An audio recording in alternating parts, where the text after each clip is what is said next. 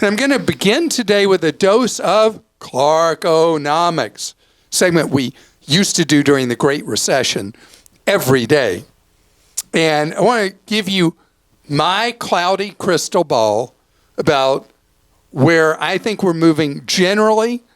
I want you to take notes, and then a year from now, make fun of me when I'm wrong.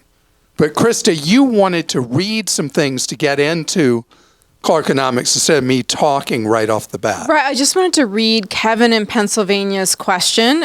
He said, just wondering if you could give us a quick outlook to the economic future for 2024. What direction will the markets head with the upcoming elections and economic pressures? So no way to know short term with the stock market.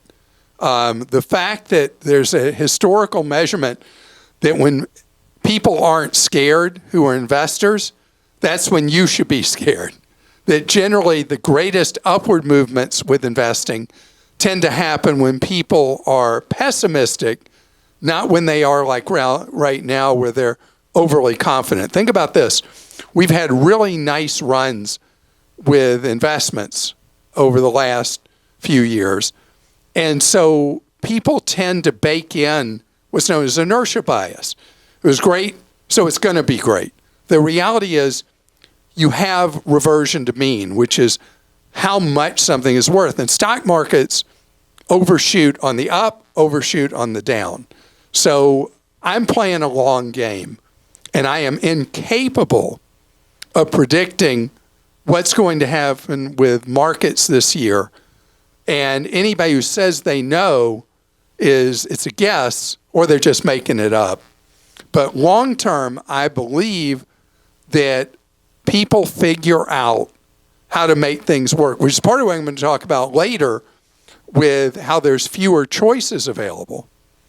And so you just can't do that. Now, oil, energy, all that.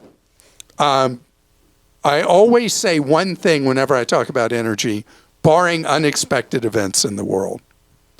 And if you think about when Putin invaded Ukraine a couple of years ago, energy prices went crazy high, and there were all these predictions that they were going to stay the highest level they'd ever been, like in forever and all that.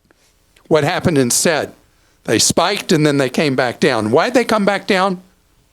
Because when you create an opportunity, an incentive in the marketplace fills it. And who filled it more than anybody else on earth? The good old USA. We, most months, are the largest energy producer in the world now in the United States.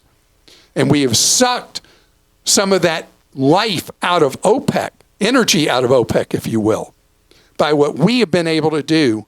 And now more and more countries are like, forget that OPEC cartel, the price fixing. We're going to go do our own thing. And that's good for our national defense. That's good for your wallet and mine. And I want to say something that I'm going to upset some people.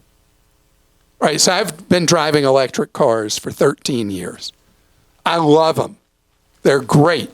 Maybe not to you yet, but you'll eventually end up in one because the economics will be compelling, but they're also really fun to drive. In the meantime, though, we need to continue here and overseas to produce energy. And the fact that we're producing so much is fantastic because a transition like this is a multi-decade transition.